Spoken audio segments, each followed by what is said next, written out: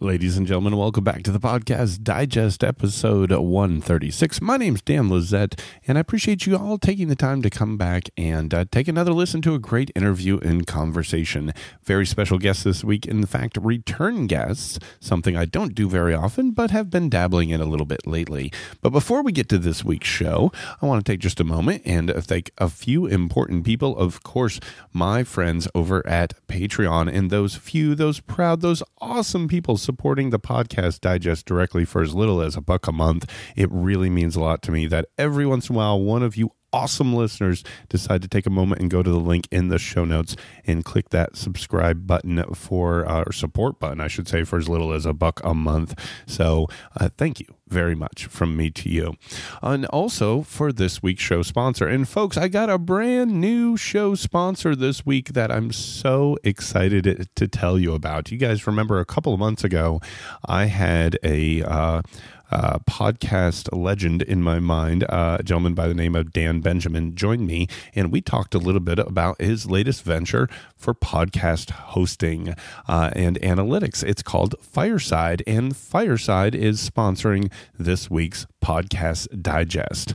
So fireside.fm/TPD, it will allow you to take their tour, and if you use the code TPD, you'll get 20% off their standard plan for the first 3 months. You can even try Fireside free for 7 days. So there's a lot for me to tell you about Fireside, and I'll get to that in just a little bit. But first, let's jump in and talk about this week's episode. Mira Burt-Wintonick and Cristal Duhaime are my guests this week. The last time I spoke with these two ladies was back in the summer of 2016. It was episode 99, as a matter of fact, when I spoke with them about their recently wrapped season 1 of Love Me from CBC, from the CBC show that they had recently released on the world that I enjoyed so much. Love Me is an amazing show, and I've stayed in touch, as I often do with many of my previous guests, and kind of always checked in with them. Hey, what you working on? What's coming up? And a few weeks back, they told me about a new project that they had launching for Stitcher Premium called Pen Pals. And I took a listen to the first couple of episodes, and Stitcher Premium has a hit on their hands, folks. I'm telling you, Pen Pals is something like you haven't heard before. But it was also a very different experience for Cristal and Mira to produce something like this for a whole plethora of reasons that we dig into in our conversation. So it was great to catch up with these two again and to talk about this truly unique audio offering that I think all of you should take a moment and check out. Yes, I know it's Stitcher Premium, but there's a free month offer. It's really easy to jump in and take a listen to what's out there. And Pen Pals is an amazing listening, believe me. So let me prove that to you, and let me take you right now to my conversation with Mira Burt-Wintonick and Cristal Duhaime from Pen Pals.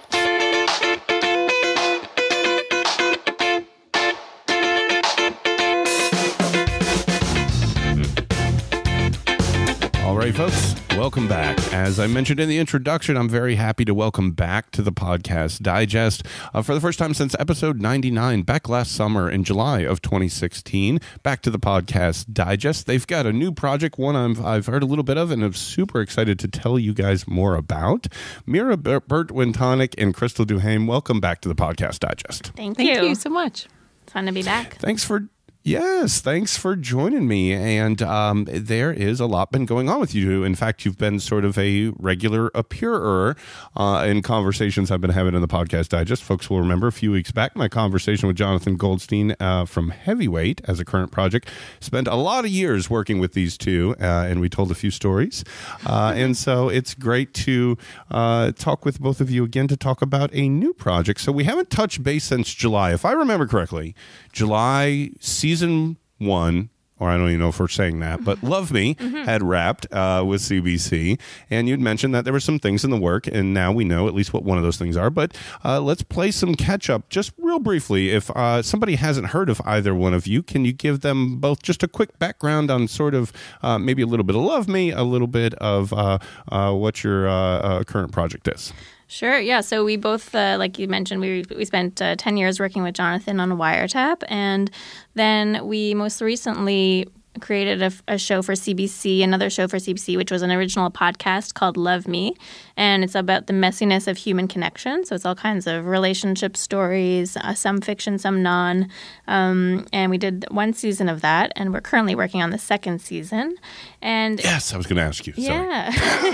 Very. At the last time we spoke, that wasn't a definitive thing. Right. It was likely, but not definite. So okay, I'm happy. We all right, go on. working Sorry. on the second season. That's going to be out, I think, in this summer, hopefully. And in the meantime, we spent a few months producing a podcast called Pen Pals with Stitcher Premium. Yeah, so to give you the breakdown of that show, it's a scripted series, so fiction series. And basically what we do is we put iconic characters in conversation with one another. So we have characters like Charlie Chaplin rooming with Nietzsche, the philosopher. We also have one with Nancy Drew and Wonder Woman solving a case together on Twitter. So all sorts of fun stuff. Yeah, and it was actually inspired by a piece that originally appeared on Wiretap that was produced and written and produced by Jonathan Goldstein with David Rakoff. It's the Samsa Seuss letters, and so Jonathan was sort of voicing and writing Gregor Samsa, the Kafka character who turns into a cockroach, and writing to Dr. Seuss for advice on how to just get out of this insect bind he found himself in. And it's just a really brilliant piece, and it was just like such a fun pairing to have these two characters that wouldn't normally interact all of a sudden thrown together in the same universe. And were kind of inspired by that idea and thought of, it'd be fun to kind of pair some other figures, either from literature or from pop culture or some historic figures. And it's kind of a real mishmash. It's like you're stumbling into this alternate universe where like all these people suddenly exist in the same place, even though they would normally never overlap. Yeah, it's an alternate universe, all right, and a super entertaining one. And before we jump too deep directly into Pen Pals, I'm kind of curious. We've talked a little bit about Wiretap. You mentioned Wiretap, and we mentioned Love Me. And what was interesting about both those was that there was this mix of sort of a documentary-based story and then a fiction story. And what's interesting is that even often, and I'm sure there was exceptions in Wiretap, although I believe Love Me, this was more often than not the case, where it was fiction that was sort of spun off of reality, where there was sort of a basis that was kind of elaborated on. Whereas obviously with Pen Pals, we're going in like complete dreamland. It's almost like a... I think a lot about. I grew up as a big fan of wrestling. Where people talk about like dream matchups, right? What if so and so could face so and so, and that's kind of what Pen Pals does in terms of putting these two people together that would have never been together. But I'm just curious from a production standpoint or sort of a creative angle. It's got to be. How hard is it to switch gears? Because and Love Me had a lot of straight up documentary storytelling. But this is seems like a different animal. It was extremely difficult. I think initially we had imagined the project being a lot simpler, where it would be kind of these 8 to 10 minute little capsules, similar to the piece that had inspired it on Wiretap. So I think it was around maybe 10 minutes or so. But then something that we realized when we were writing them was that because they are standalone stories, because we didn't have any other elements like documentary elements to kind of cushion them in the episode, it felt like a lot more weight had to be placed on this one story. So then they just kind of became these larger narratives that became 20 minutes long. So it was a bit of an experiment for sure. Mm-hmm. You're like really having to like generate everything from scratch with fiction. Like on Love Me, when we work with, we'll have these companion pieces, so our fiction pieces are kind of paired with the nonfiction pieces, and you can kind of like, use that as a jumping off point. But for Pen Pals, we're really like creating entire universes and characters, even though we're basing them off real or kind of existing characters. Like there's, you still have to bring it to a new level and reimagine the characters and research the world and create the world through sound and through writing. And the writing process took quite a long time just to kind of like just figure out all the elements of the story and how to make something new with these existing characters. Excuse the ignorance of this question, but were either or both of you the prime writers? We were both, we both wrote and produced all 5 episodes. That's amazing, because on the fiction pieces with either Wiretap or Love Me, was that a role that either of you had played previously? We had done a few Wiretap pieces in the later seasons together. Mira and I, that we had wrote them exclusively on our own and then produced them, but it wasn't definitely not 20 minutes worth of material. So that was definitely a new challenge for both of us. Mm-hmm. When like Wiretap and Love Me, both, each episode is really a combination of episodes that are of pieces that are kind of curated and flow into each other, and so it's kind of a different beast than like creating like a standalone story that has to sustain the interest of a listener for like the full length of an episode. So it's sort of like there's a little bit more at stake or a little bit more of a burden on those episodes to actually do everything that a normal episode would do, like have an emotional range, be funny, be touching, be surprising, be engaging. Whereas, if you're dealing with shorter segments, they can kind of like each be a little bit half-assed in a way, because like maybe the right. sum of the parts kind of adds up to something more interesting. Whereas this, like the whole, that's all there is. It's not cushioned by anything. There's no like backup. It's just all on you in terms of the writing and what you're creating. So when did this process with Pen Pals begin? Was it last summerish? The process, do you mean like after we got greenlit for it, or before? Yes. Yeah. About which time when did you start putting pen to paper, sort of? We started in August. Yeah. It was funny because we actually pitched the idea. We had the idea for the show before we started Love Me, and then the Love Me project just happened to get greenlit first with CBC, so we, did that for a few months, and then in the summer when we were on hiatus from Love Me, we started actually writing Pen Pals. And so we've been doing that for the past 8 months, 8 months, yeah. So during this time frame, after, because this got, I'm leading towards the question here, but I think we need to cover some bases first. Let's talk about how it landed with Stitcher Premium as opposed to the multiple other different ways in different homes your work has had in the past. How did that story end up being? Yeah, well, so CBC doesn't have a radio drama department anymore, and just radio drama is something that it's kind of pricey for a public radio station to produce in terms of like paying actors. So we did do some on Wiretap, and Wiretap was in a lot of ways a radio drama in its own, like it was just kind of a weird one, so people didn't always think of it that way. And on Love Me, we did a few fictions, but officially CBC wouldn't have, like, at least when we were writing the pitch, wouldn't have really been the right home for a fully fictional series. So we kind of, looked around in terms of, where else we might go. It was the first time either of us had actually worked outside of CBC. We'd never had a project with anyone else. So we were kind of curious to like experiment with what else is out there, see what it would be like to work with another organization. And we originally pitched it with Howl, which is merging with Stitcher Premium. And, we liked what was on Howl. We liked a lot of the comedy offerings they have.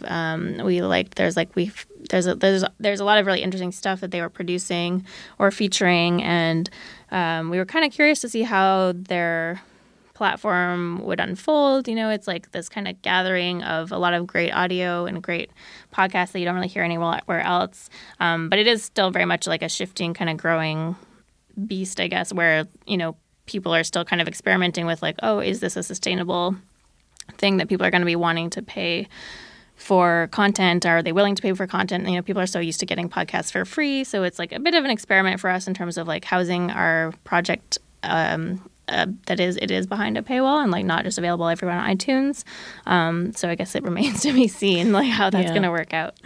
Yeah, and initially another draw to doing this work with Howl was that they did have a pretty big roster of interesting talent that we wanted to work with. I'm a big fan of Comedy Bang Bang over at Earwolf, and so that all those companies kind of fall under the mid-roll big company. It's a little bit confusing, right. But anyways, it did mean that we would probably have access to a lot of great actors. And we did end up kind of getting to work with a lot of really funny and amazing actors in this project, which we were really excited about. Yeah, the acting in the production process is definitely something I wanted to ask you guys about. But when we talk about Stitcher Premium, or you talk about How, or you talk about Earwolf, in essence, we're all talking about the family of mid-roll, in essence. And mid-roll has been and continues to be a major force in the podcasting space for a very long time. And so they do definitely know what they're doing. And so that is an interesting try. But this is obviously, and I want folks to understand this, that Stitcher Premium and mid-roll's premium offerings, if you will, these are ad-free experiences, yes? Yeah. Exactly. Exactly. So, you're always kind of picking and choosing. There's ups and downs and upsides to wherever you find your content. If it's for free, there's like ads that you have to kind of sit through and listen through. So with Stitcher, you do pay a monthly fee, but there's no ads. It's like, they have some other, with the Missing Richard Simmons podcast that just was wrapping up, like, you get the episodes a week in advance through Stitcher Premium. So, it's kind of like still an experimental space, I guess, for podcasts. But yeah, that is one of the benefits. There's no ads. And that was also for us as producers, like thinking about where to put this project. We kind of had thought of like the idea of doing it independently, but then, you spend so much energy trying to like get sponsorship, and neither of us really have like had interest in like taking on that role of like trying to really seek a way to monetize it independently. So we kind of wanted to go with an existing structure like mid-roll. Oh, but it's so much fun. The business is so much fun. But I can't imagine it was near as fun as trying something new like this. And what the question I was working towards was sort of related to that comment, which is, when I think about Wiretap, or I think about Love Me, yes, there were those fictional elements. And the reason I was asking about the writing is, how much do either of you feel as if this was stretching different muscles, or phrased a different way? Was this a different kind of challenge than either of you had faced in your sort of efforts prior to Pen Pals? It was very challenging. Like, it definitely stretched our like writing muscles quite a bit, just because we had never written some like a fiction of that length. They're still short. They're 20 minutes. It's not like writing a novel or a feature film. But, your story still needs to have like have legs, and it has to be rich and engaging for that sustain that length. And we'd only really ever written like shorter pieces before. So just conceiving of like this universe and trying to write stories that would sustain and be surprising, and that was definitely kind of a challenge and something that we struggled with throughout. And I think writing is hard. Like writing fiction is just hard, or maybe some people can do it easily, I don't know, but for us it was definitely very hard. Yeah, there were some really frustrating moments, and I think we were also so used to working on a weekly schedule on Wiretap, where it was like this very quick turnaround, and so we could get a piece written and produced in, say, like a couple of weeks, whereas this thing, it really felt very strenuous to be working on these pieces, and we were kind of frustrated with ourselves and wondering why the writing process was taking so long. And I kind of reached out to some screenwriter friends of mine and was asking them, is this normal? Is this normal? And they're like, yeah, of course it's normal. Sometimes it can take up to 2 years to kind of find a nice narrative arc for a script, so we kind of felt a bit better about it. But I think we were a little bit hard on ourselves, even for being first-time writers of this kind of episodic content. It felt maybe, I imagine that it might have been more similar to writing, say, a sitcom script as opposed to, say, the little capsules that we were doing for our other shows. Right. And the other writing challenge, I guess, it poses that, so the series is called Pen Pals because it's all about these characters in conversation through writing. Like, they are writing to each other either through text or through emails or through messages in a bottle or through tweets at each other, through notes they're leaving or emails. So the script itself is written, but it has to sound written by the characters, right? Not by us. So it's kind of this balance of how do you convey the information of the story through this written medium, but without it feeling like you're cramming information in there that the character wouldn't actually be tweeting about or texting their other pair about.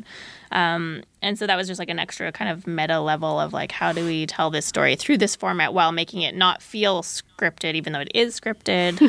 It's a little confusing. Yeah, we were pretty ambitious with some of the stories, I think, because in addition to just wanting to pair up interesting characters together and just see how they would interact when confronted with each other, we also wanted to place them in surroundings or settings that were totally out of the norm of what they would normally be in. So say Nancy Drew, we know her from the books from the 1950s where, she's solving mysteries in this quaint little town. So we wanted to throw her into the contemporary world of Twitter, which is a totally different game.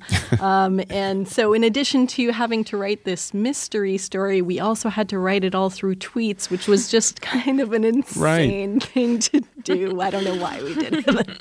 Yeah, that was. And that's exactly what I wanted to ask you about next, which is that sort of the pairings here. I'm wondering. I know there had to be dozens and dozens and dozens of options here going on, because some of them, and I'm not giving anything away because right on the website there are the previews of the 5 episodes, and there's a link in the show notes, folks. So I'm not giving anything away here. But in episode 1, Romeo and Juliet. Okay, people got that, right? But by episode 2, you just told that story, which is Nancy Drew and Wonder Woman, and the pairings just kind of go even more off kilter from there. How did you even come up with the pairings, or were you sort of searching for a storyline first and then the pairings? How did this happen? I think we picked the pairings first, and they just kind of we did a lot of brainstorming, a lot of thinking about who would be fun to write, who would be not impossible to write. Some people we thought would be fun characters to do, but they would be so hard to capture their voice or their spirit. So we kind of brainstormed some pairings that we were just kind of curious to hear what would they sound like if they were interacting, and why would they be together. So the Nancy Drew and Wonder Woman one is kind of, it makes sense. They're both, crime fighters in their own way. And then, we have one with Amelia Earhart and Captain Ahab, who's the famous captain from Moby Dick. And we're like, well, what if her plane crashed at sea and he was, out at sea hunting the white whale, and he intercepted a message in a bottle where she's asking for help? What would happen? And we just kind of found a few that we were most excited to kind of explore and to find out what would happen as we were writing them, and then pursued those. But there were definitely a lot on the kind of editing room floor or the writing room floor that we just started down and then realized, they were either kind of really tricky to capture, or, maybe the pairing wasn't as fruitful as we thought. So we just kind of brainstormed a bunch and then chose a few that we were most excited about. Yeah, and they also couldn't be obscure characters either, where just a handful of listeners would know who they were. I mean, part of the fun of writing these as well was that, radio fiction is hard enough as it is, but to eliminate kind of some of the problem of radio fiction is having to do these major setups. So the fun in choosing these characters that people might already know somewhat is that you don't need those huge setups of who is this character, what is their deal, and so we got to kind of pick out the elements that we thought most people would know already about these characters and just kind of run with them right away. Mm-hmm. So anything either of you are willing to share in terms of cutting room floor characters that you took a little look at? We had tried Holden Caulfield and Hermione from Harry Potter in a Tinder situation. Oh, wow. Yeah, that one was a little... we went pretty far with that one. Maybe we'll do something with it down the line. I'm just thinking if you share a few of the close but not quites, people may start clamoring for them. Right. Yeah, well, the one thing with Holden Caulfield, though, that we were worried about was that Salinger's estate is notoriously litigious, so we just kind of scrapped it based on legal reasons. Makes sense. That would make sense. Folks, if I can take just a quick moment and interrupt this awesome conversation to tell you about this week's show sponsor, I could not be more excited for the first time to welcome a brand new sponsor to the Podcast Digest, Fireside. Fireside is a podcast hosting and analytics platform created by podcasters for podcasters.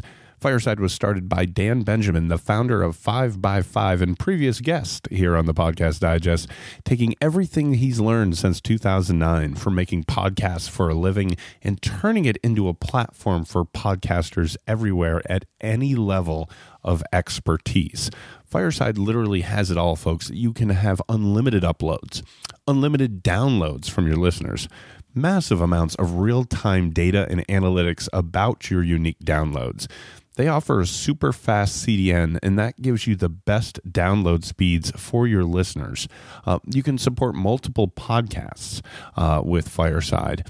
Free one-click podcast importing from other platforms like Libsyn, FeedPress, Simplecast, and SoundCloud. Custom domain mapping if you own your own website address. You'll get a beautiful, responsive website with your own artwork, host and guest pages, and tons of advanced features like sponsorship integration, chapter markers, a bookmarklet for links, auto posting of future episodes, time code linking, and a whole lot more. I mean, all of these features are included in the brand new offering from Fireside. Now, you'll be able to try Fireside for free for 7 days, during which time you can import your existing podcasts for free while taking advantage of every feature that Fireside has to offer. Then when you decide you want to sign up, the unlimited plan starts at $19 a month, and there's no commitment or long-term agreements that you have to worry about. Now, better yet, because you're hearing me talk about Fireside right now, if you go to fireside.fm/TPD for the podcast digest right now, you get to take the tour showing you screenshots of all this stuff we've been talking about.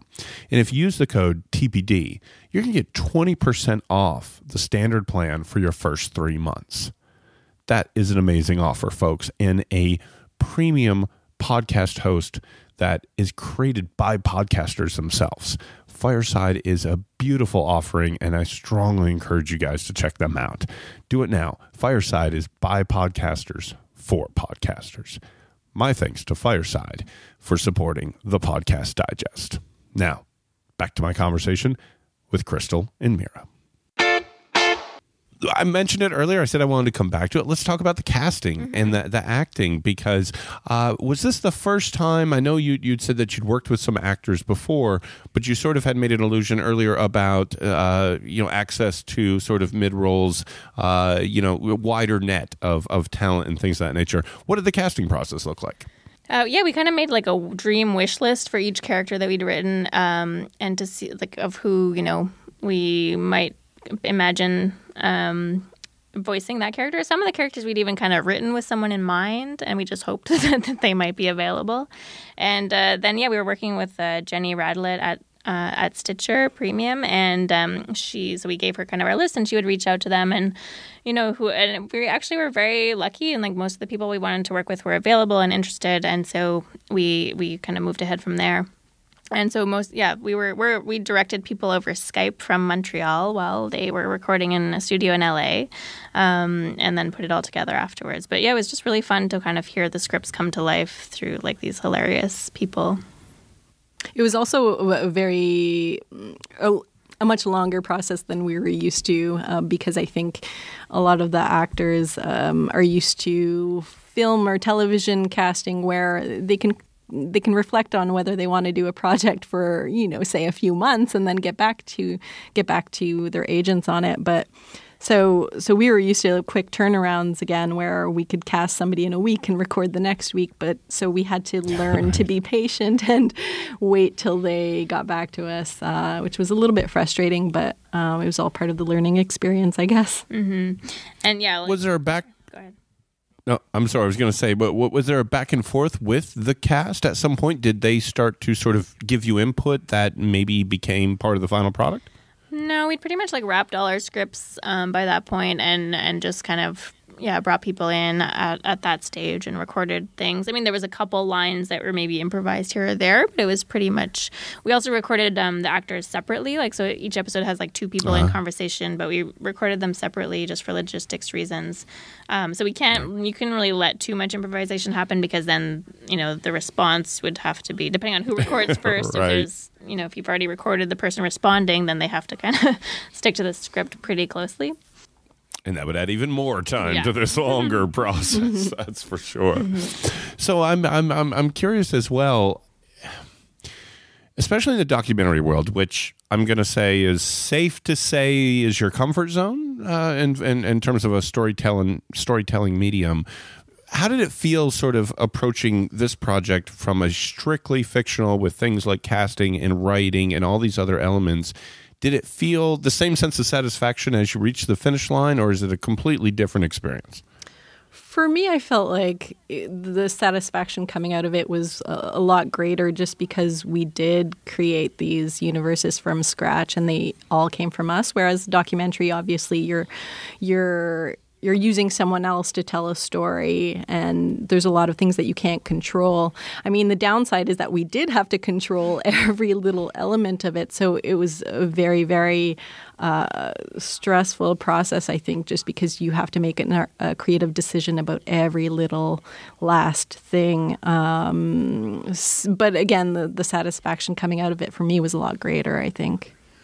Yeah, I think it was. I mean, and it's something that we've always been used to, like blending fact and fiction, like on Wiretap, and so I think actually working in a strictly documentary space is a little more challenging for us in a way, because we're used to being able to make things up and being able to control more elements. So this was a space where we were actually totally free to kind of really do whatever we want, and that did come with a lot of kind of pressure to like come up with something that was actually good on our own, but also, there was like so much freedom to really experiment and play around.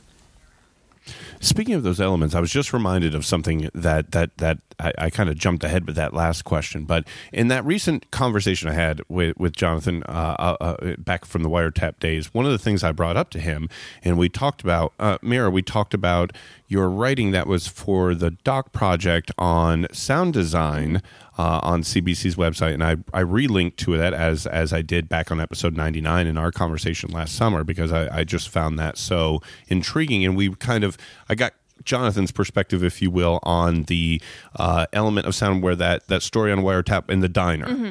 Right? We had that conversation again. Mm-hmm. And that was something that was, I guess, everybody's collective efforts to try to fix something that was supposed to happen in in the real world, but didn't, right. and then used as a base for something else. So a lot of those elements I hear in Pen Pals. What I mean by that is that you two had full autonomy. Obviously, now it's like that's the purpose, right? To create all these other sounds and the sound design and the other technical elements that I've heard in the little bit of Pen Pals that I've heard. And what was that process like? Because now you don't have to replicate something. You're doing it all from scratch. Yeah, it was funny because when we originally pitched this, we were, again, thinking of it as a much smaller scale project where we would just have kind of like short stories, just like voice, music, like very minimal sound design. Like we kind of thought this was something we could kind of like not churn out, but just sort of like to pass the time between seasons of Love Me, just kind of do a quick little fun project. And then they kind of took on a life of their own each episode and became really elaborate. And really, as we were writing them, we were realizing they need to be more elaborate. And then as we were doing the mixes as well, I realized we wanted, because they were long and they needed to sustain and 20 minutes, we wanted to like create an actual world and not just have like a voice that you might get bored of listening to after 10 minutes. We wanted to bring the stories to life in kind of each their own way. And the first couple episodes especially were quite intense because their text, the Romeo and Juliet, is them texting each other, so it's very quick back and forths, and just kind of a lot of mixing. And Cristal did the mix on that one, so maybe she can speak a little bit more about it. Yeah, I think for me, I don't even have to. It's almost like I don't even think about it anymore. The sound design of a piece. It's just what the piece calls for. For instance, this Romeo and Juliet piece, the premise basically is that one of them ends up in heaven and the other one ends up in hell after they commit suicide. So the writing of the piece is all about what those two universes or those two afterlives would look like. So it's pretty atmospheric already in the writing. To me, it was just a no-brainer to kind of take that and run with it in terms of creating those universes and complementing them through sound and music. And just it's a very moody piece, so we really wanted to tap into all of the emotions of what the two characters were feeling as they discovered these places on their own. But yeah, the Nancy Drew and Wonder Woman one was probably the most intense mix I've ever worked on in my life, just because there are so many quick back and forths. And then we also had all these insane elements like a celebrity anthem. And, they were also, in addition to being on Twitter, they were also in real life spaces that we had to recreate, say at a carnival carnival, or I'm trying to remember all the different elements of that piece, but it's all a blur.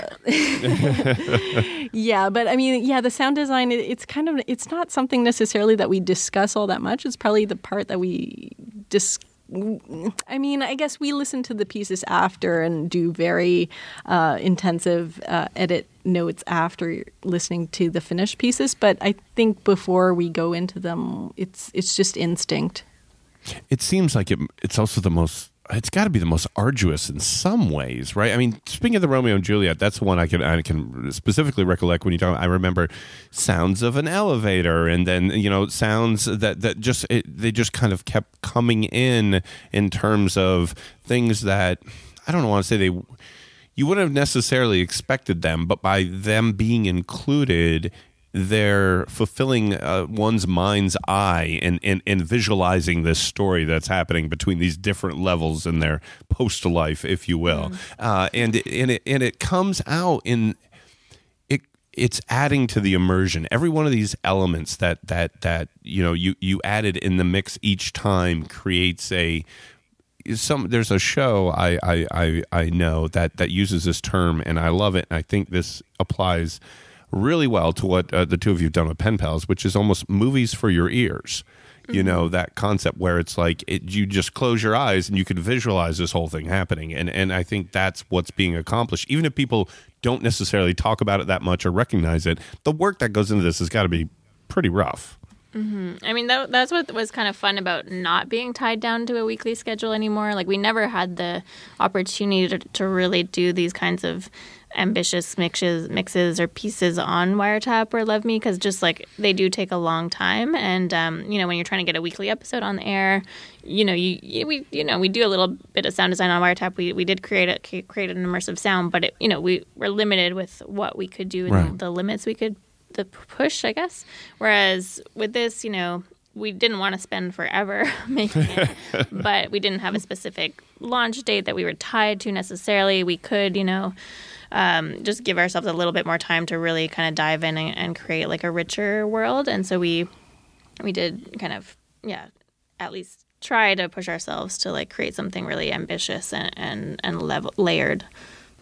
And it is this balance with sound design of figuring out where is too much and where is too little, and how much you're going to do of that filling in of the mind's eye. I mean, some things are just way more satisfying for the listener to imagine on their own entirely, just from scratch. Whereas other parts, they just feel like with a little nudge, they make the picture clearer.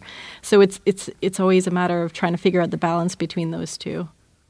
I'll tell you what, there is fiction seems to be having its resurgency here in 1617. I know there was plenty before that, don't get me wrong, but in the world of podcasting, it seems like there's more people sort of putting out audio drama, fiction, storytelling in this realm that I've heard more than ever recently, and it seems to be getting better and better. And some of the work that's being done now, I don't think in the world of podcasting was heard 10 years ago. Yeah, you may have had radio that was released as podcast, but strictly for podcasts. And I think Pen Pals is an extraordinary example in the first half of 17 about some of the amazing stuff that's happening here. And my hat's off to the two of you with what you've created with this. Just we're covering all these elements because I think they're so unique and they're so important, be it the writing, be it the voice acting, be it the sound design, because these are playing up on tiers that are not heard very often in most people's podcast players. Mm-hmm. Yeah, I mean, it is exciting in a way because people are starting to try a little bit to push the boundaries of the radio fiction world. But it also feels like there's still a lot of room to explore. So I think we felt, like we feel kind of like, I guess, privileged to be able to explore and be part of that conversation of what is radio drama in the 21st century? What does it sound like? And how can we kind of make it better than the kind of more staged and dry radio fiction that came before. And there are a lot of great people, like you mentioned, The Truth. And, there's a lot of great, the Homecoming podcast from Gimlet that we just both liked. And, there's a lot going on. And so it's really fun to hear what what people are coming up with. And it definitely seems like there's a crossover happening where there's more of a filmic or more of a television kind of approach to this kind of audio fiction. Like Homecoming, for instance, felt like like a television show more so than it felt like a traditional radio drama, just in the scripting and in the setups and And just like working like for Pen Pals, we worked with a lot of actors like Paula Rust and Timothy Simons, who like are used, people know them more from television, and they're comedic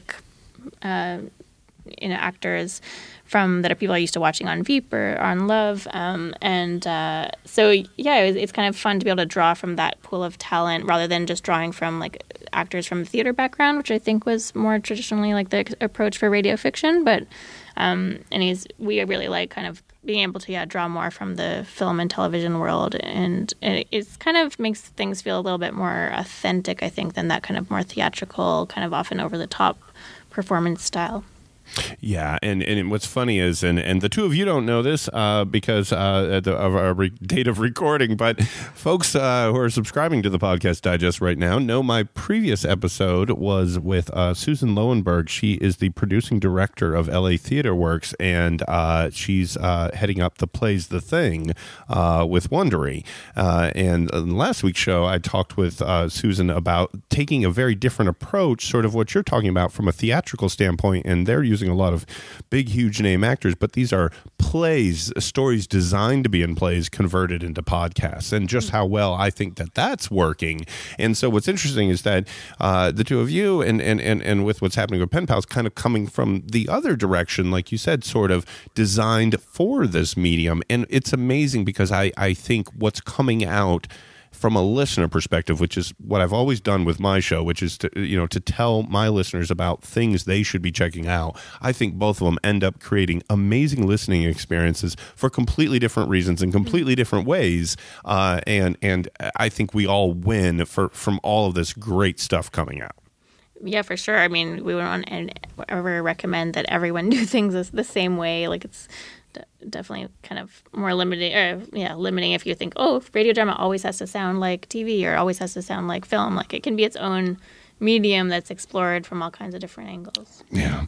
I know at the time of this conversation, ladies, that it's just out, but folks are hearing this a few weeks from now. But what reception has there been in even this brief amount of time? And I know listeners, it's just been a little bit, but maybe from as you started to release these from your own small four walls of work, and as folks started to hear this, kind of what's reception been like? Yeah, so we just are just launching, and it's hard to tell. It's one of those things, like, you work on something for so long and you're in a little bubble, and then you put it out there and you're still kind of in a little bubble, but the piece is out there in the world without you somehow. Like, it's challenging, especially because it is on, behind a paywall, and there's it's a little harder to get people to check it out and share it, and it's not just for free on iTunes and anywhere. It's like you'd have to ask people to take that extra step of downloading Stitcher Premium and giving it a chance. There is like a free month with the promo code PenPal, so we're not expecting people to pay right away without even having heard it. We definitely think people should just give it a chance for free and see if they like it, and if they're willing to try Stitcher for a while. But it's been more challenging than launching Love Me in that way, in that you don't get an instant kind of response, because people are kind of like, well, I'm a little hesitant, and then they kind of check it out, and then hopefully they like it and they kind of tell their friends. But there's just that extra barrier of getting people to actually hear it. Yeah, and Stitcher Premium, folks, and I'm going to have a link to sign up as well as that promo code. Just to be clear, $5 a month or $35 for the year after the free trial, according to the website. And if I'm reading correctly, if you use the Pen Pals, that'll also give you $5 off the annual plan. Mm-hmm. So we're talking $30 for a year. So you break that down, folks, we're talking like, what does that break down to? $250 a month? Something to that effect? We're not talking about a lot of money here, people, okay? And that's a year. Okay, so, yes, obviously, anytime you take somebody who's had nothing, everything for free, and then there's a chance to have things premium, but as in my conversations with Mira and Cristal last time and this time, you can see how much work's being put into this. This stuff doesn't happen for free. So somebody has to. The funding for great work like this comes from somewhere, and this is just another way. And it's ad free. It's in essence a couple bucks a month if you sign up for the year plan with the promo code. And links are in the show notes. And so it's not that. It shouldn't be that big a deal, people. I mean, let's just put it out there. I mean, can we hire you as our marketer? Absolutely. And that's the way I look at it. And to be honest with you, I've looked at it, and I'll be honest, I've not yet signed up. But it shows like this that get me thinking, and breakdowns like I've just described to you that make me think like, what? Why not? Why not? And that's the only thing I want people to do is at least think about it. Yeah, so. I mean, there's a lot of great stuff on there too. There's all kinds of, you have access to a lot of other great archives of shows, like the Wiretap archives are on there. There's all kinds of, it's not just Pen Pals. You should check out Pen Pals, but then as a bonus, you get all these other great shows. Yeah, there's your Comedy Bang Bang, WTF. Before the end of the month. Yeah, it's all that stuff. The Super Ego, former guest folks, Matt Gorley, Super Ego's on there. All the great mid-roll, Howl, Stitcher, Premium. It's all there. It's all housed now in that one big umbrella. So get on it. So, all right. So here's the hard questions. Here they come. We've been waiting for them. Here they come. This is being advertised as a 5-part series. Now, I would be lying to you if I did not notice the lack of the word season. So it makes me wonder, is this a one-off, yet to be decided? We'll see. Pen Pals Season 2, maybe? Yeah, we're really unsure at this point. I mean, we just launched it, and I guess we'll wait and see what happens with it, how it's received, and then we could revisit the idea of a second season down the line, maybe. But as we mentioned before, it is a lot of work, so definitely we would have to. I don't know.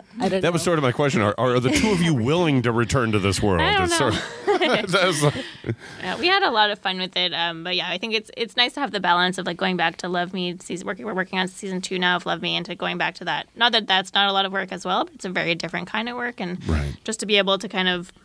We've already gotten so many great pitches from people that we can work with, and we're not having to generate everything ourselves. So it's kind of nice to have that balance of like doing some intense fiction work and writing, and then also going back to the documentary kind of side of it. So for now, I think we're happy with a little bit of the mix. I'll tell you what, if somebody forced my hand to make a top 5 list of 2016, Love Me would be on that list. I absolutely loved season 1. It thrills me to hear that season 2 is coming back. I really do look forward to that. I absolutely love that show.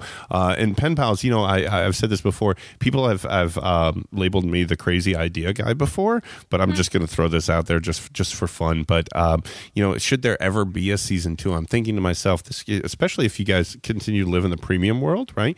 This would be a heck of like a 10-chapter audiobook.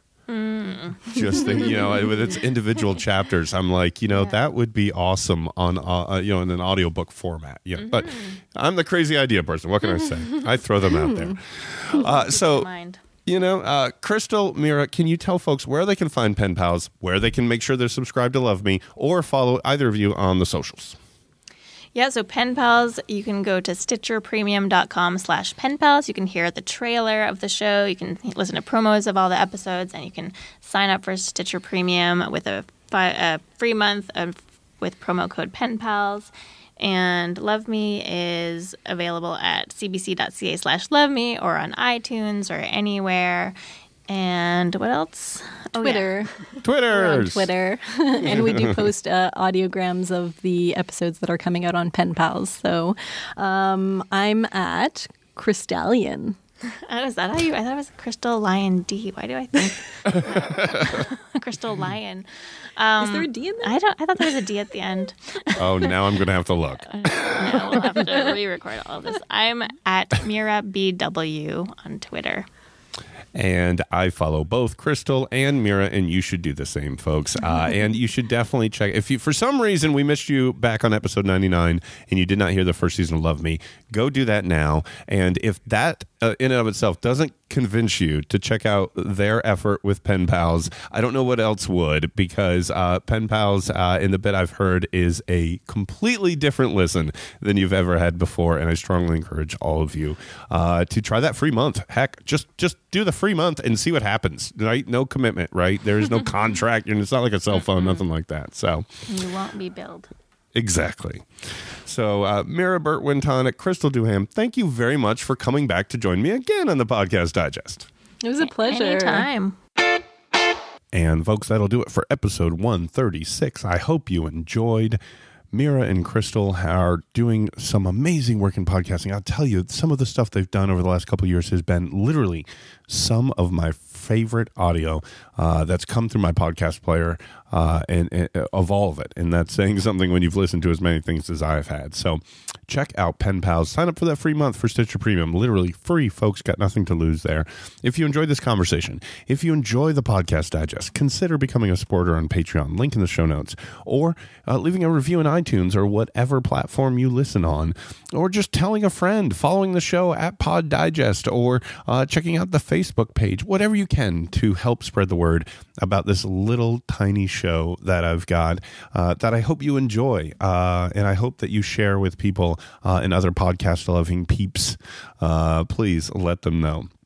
Before we go, I want to thank just one more time this week's show sponsor, my brand new sponsor, my friends over at Fireside, podcast hosting and analytics platform created by podcasters for podcasters. If you go to fireside.fm/TPD, you'll be able to take their tour. And if you use the code TPD for the Podcast Digest, it'll give you 20% off their standard plan for the first 3 months. Pretty awesome to tell all of you about Fireside, and my thanks to them for supporting the Podcast Digest.